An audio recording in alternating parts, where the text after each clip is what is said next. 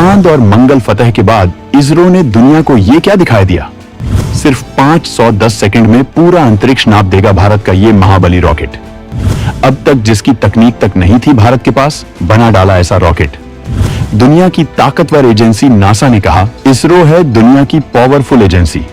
Bharat space में अपनी मौजूदगी को लेकर संजीदगी से काम कर रहा है। लगातार ऐसे रॉकेट तकनीक पर काम किया जा रहा है जो लॉन्चिंग को किफायती और कंफर्टेबल बना सके। कुछ वक्त पहले ही भारत ने SSLV को लॉन्च करके टहलका मचा दिया है। लेकिन भारत अंतरिक्ष में कई तरह के मिशनों पर काम कर रहा है।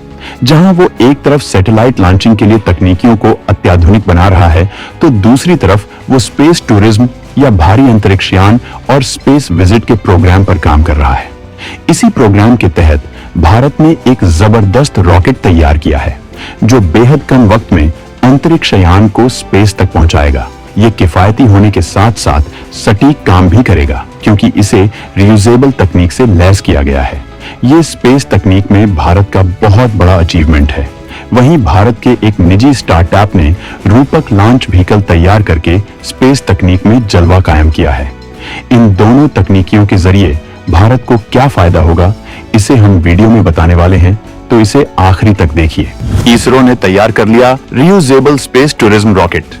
अब अंतरिक्ष का सफर होगा सस्ता, भारत बना बड़ी ताकत। प्रधानमंत्री मोदी ने स्पेस सेक्टर में निजी क्षेत्र को एंट्री दिलवाई है, जिसकी वजह से अब आए दिन कोई न कोई स्टार्टअप स्पेस सेक्टर में धमाका कर रहा है। और हाल में ही एक निजी स्टार्टअप फिलिक ने रूपक लॉन्च व्हीकल तैयार किया है जो तकनीक में बेहद एडवांस है और इसे सुरक्षा के साथ साथ आम नागरिकों के लिए भी इस्तेमाल किया जा सकता है। इसकी तमाम क्षमताओं के बारे में हम आपको बताएंगे, लेकिन इससे पहले हम आपको इसरो के नए रॉकेट के बारे में बताना चाहेंगे। भारत में स्पेस टूरिज्म के लिए रियूजेबल रॉकेट और कैप्सूल बनाने पर काफी वक्त से काम कर रहा है। इसरो के मुताबिक यह रॉकेट और कैप्सूल अंतरिक्ष की सीमा माने जाने वाले 100 किलोमीटर की ऊंचाई तक ले जाएगा। इस ऊंचाई पर यात्रियों को करीब 3.5 मिनट तक जीरो ग्रेविटी का एक्सपीरियंस होगा। 8.5 मिनट में ये रॉकेट यात्रियों को स्पेस के इस पॉइंट तक पहुंचा देगा। इसरो का मकसद अंतरिक्ष के शौकीनों को अंतरिक्ष का एक्सपीरियंस कराना है, जबकि स्पेस टूरिज्म को आसान और किफायती बनाने का लक्ष्य भी है। ये किफायती इस वजह से होगा क्योंकि इसमें रियूजेबल रॉकेट का इस्तेमाल किया जाएगा। इसकी वजह से इसे दोबारा इस्तेमाल किया जा सकेगा। इससे रॉकेट बनाने में कम खर्चा होगा। आज दुनिया के तमाम देश रियूजेबल तकनीक का इस्तेमाल करके अपनी लॉन्चिंग को किफायती बनाने की कोशिश में लगे हुए हैं। भारत भी इस तकनीक में पीछे नहीं है। भारत आज दुनिया में सबसे किफायती लॉन्चिंग के लिए जाना जाता है।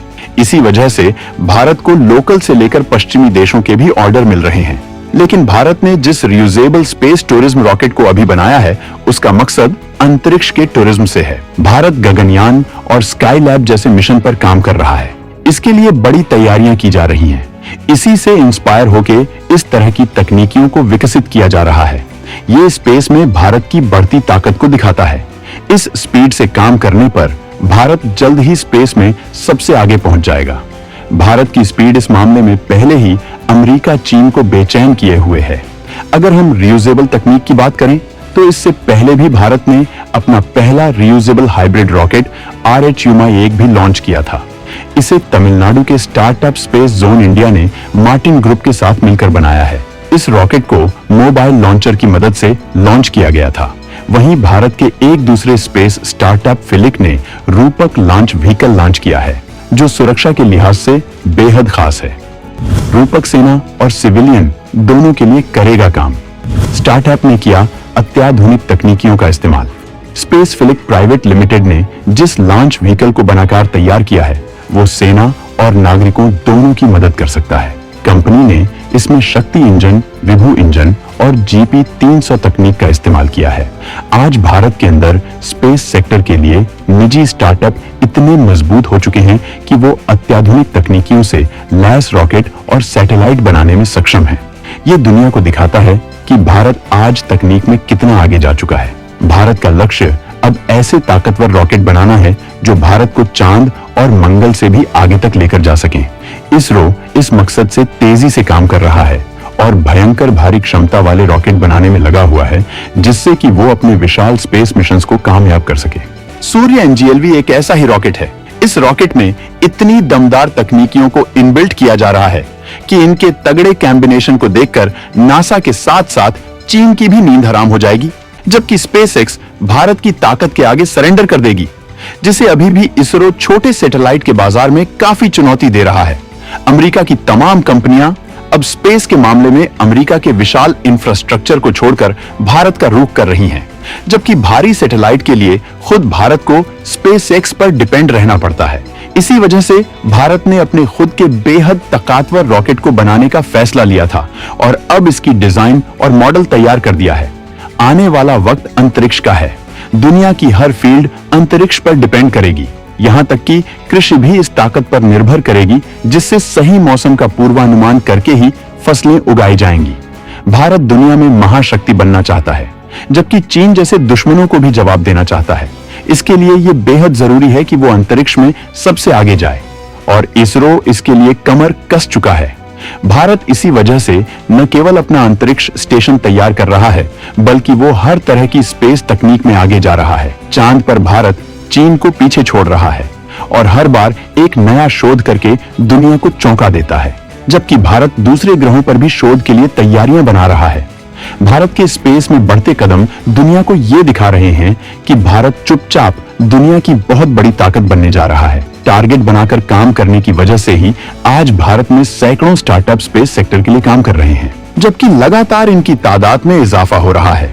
इसरो इसके लिए स्टार्टअप को ट्रेनिंग और तकनीकी मदद दे रहा है, क्योंकि भारत सैटेलाइट का लॉन्चिंग हब बनने की दिशा में मजबूती से काम कर रहा है।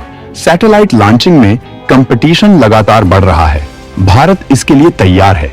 इसरो ने बेहद किफायती और कंफर्टेबल रॉकेट तैयार कर रखे हैं, जिनकी तकनीक निजी स्टार्टअप को ट्रांसफर की जा रही है। इसका मकसद ये है कि भारत का इसरो जहां स्पेस तकनीकियों में बड़े बड़े रिसर्च करेगा, वहीं निजी कंपनियां इसरो की तकनीक के जरिए भारत की इकोनॉमी को मजबूत बनाएंगी।